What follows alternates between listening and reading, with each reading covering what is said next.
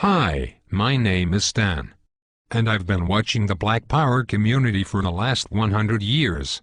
I just noticed that you guys have been having some problems figuring out what to do about me. You see, I'm a cracker. Yeah.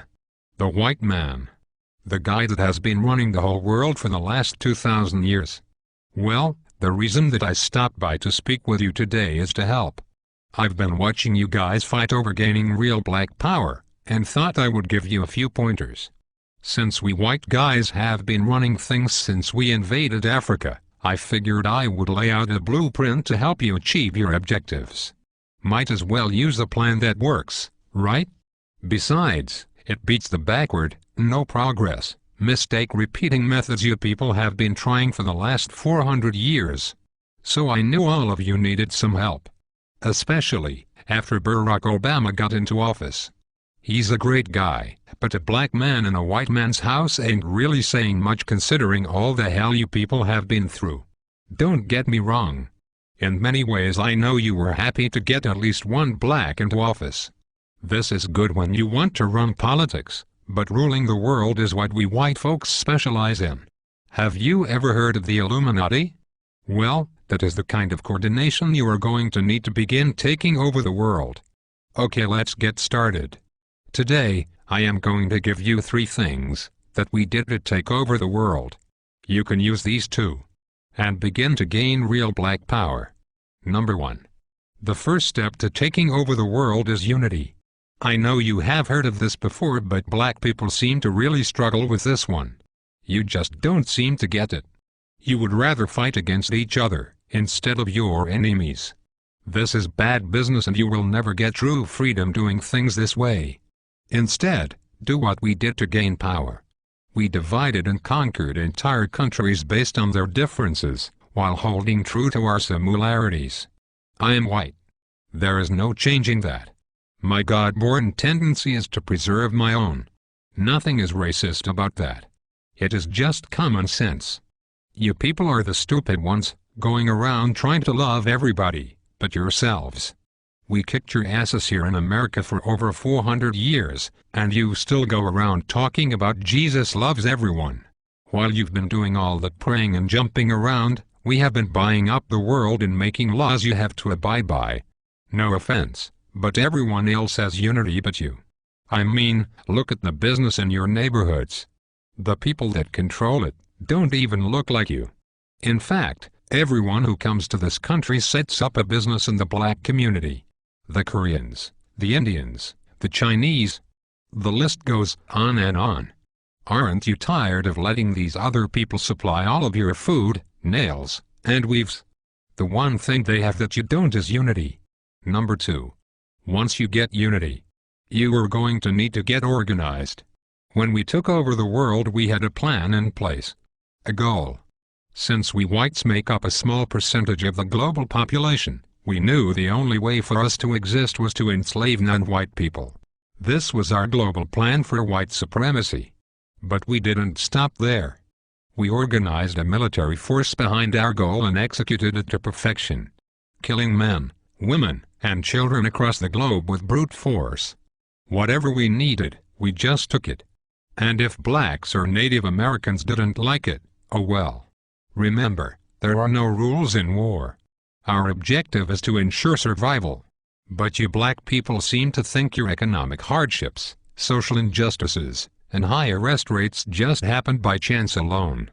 Never mind, we've worked nearly 4 centuries, day and night to keep you people exactly where we want you. On the plantation. Yeah. It's true. Let me tell you a little secret. Most white people are not going to tell you this. It's an old family secret we have kept pretty quiet about. And for good reason. You see, all that free labor my white ancestors got from your black ancestors, translated into a lot of money. In fact, the black slave trade was the greatest wealth-building tool in human history. With free labor we were able to finance the Industrial Revolution. Well, all of that money pretty much stayed in the vast majority of white families. And with all due respect, whites intend to keep it that way. You see, Dr. Martin Luther King was pretty good at integrating lunch counters and toilets, However, he didn't do so well at integrating bank accounts, so you blacks were shafted out of the money that was due to you in exchange for a good job and education. But it was us whites who own most of the jobs.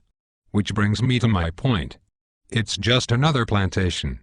I say all of that to say, being organized is more than alignment, it is knowing the traps we have laid out for you, and then moving around them. Everybody knows but you blacks. That education will only keep you enslaved. It will only produce what it has already produced. A bunch of dressed-up plantation workers perfectly content, working and serving under another man's vision. You don't really think we are going to teach you to build a nation for yourselves, do you? If you were really educated, you would be able to solve your own problems. Problems like gang violence, poor economics and underrepresentation. Instead, you will continue to pass the notion of getting a good job down to your children. This will brainwash them to be just like you. And the cycle will repeat for generations. While we whites continue to run things at the top, your grandchildren will be celebrating the first black Catholic Pope. I know this has been long, so let's move to number 3. The third way to gain black power is the most important of all. It is this way because it deals more with your psychology than your conscious mind. When we took over the world, we decided to use the most dangerous weapon of all to subjugate the darker peoples of the planet. We used a combination of white supremacy and religion to mindfuck these people into complete submission. If a robber breaks into your house, rapes your family, kills your mother and father, then tells you that in order to go to heaven, you have to worship as God. If someone did that to me, then said that to be born again, I had to worship as God, I'd kill the bastard right on the spot.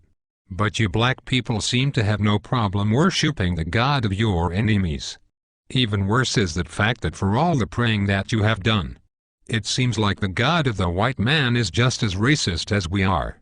Anytime you start believing in the God of your enemy, it pretty much means you're a complete idiot and a pussy, who is too far gone to confront his adversary. This is a deep sickness because to believe the man who murdered your family is your friend, is to believe that watermelons have gills. This kind of thinking lacks critical reasoning, a skill needed to defend territory and the minds of the youth.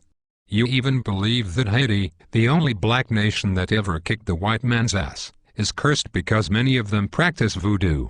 You even go further and believe that it was God that hit Haiti with a 7.5 earthquake.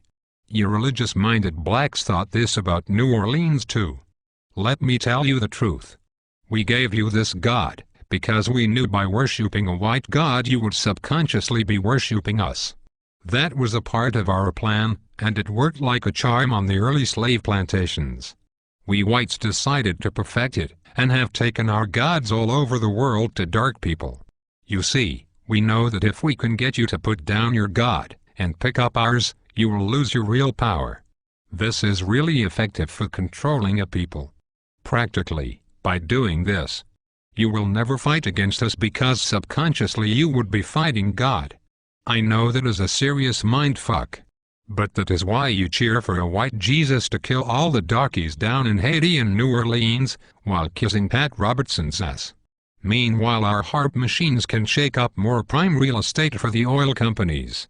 If you continue to follow the God of your enemies, you will never rule the world, because you will always have your allegiance with the white man, instead of your God, who's pissed off because you traded him in for a blonde-haired, blue-eyed hippie, whose name we took from the Greek god Zeus.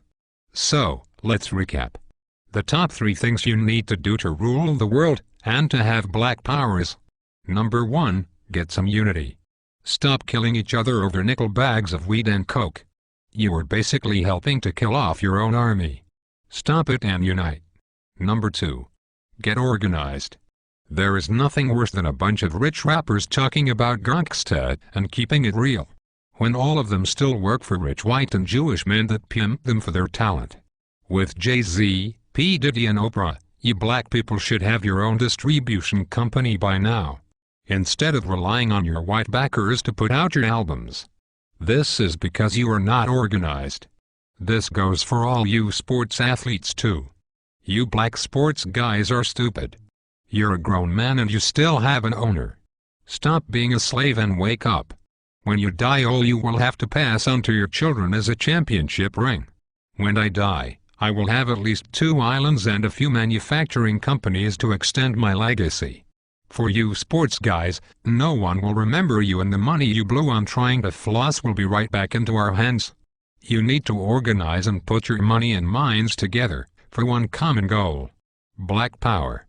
Last but not least, you have to stop following the white man's God.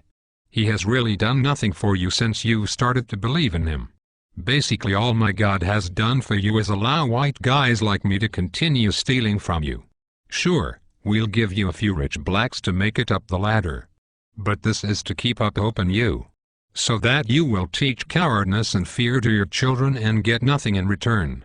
You will keep praying while we will keep slaying and taking more land and control of the earth. It will be this way as long as you fall for the lie that some white dude is going to come down from the skies and pull you out of this shit. Stop it. Instead, go back to believing in your God. The God you had when you were rich in Africa and had diamonds, gold, and health. It certainly beats the crap the white man's God has given you. Even if you believed in rocks, you would probably have more luck than what you have gotten with this guy. One last thing. Black people need to stop saying that they're blessed. This is not only dumb, but it lets us white people know that we are still very much in control.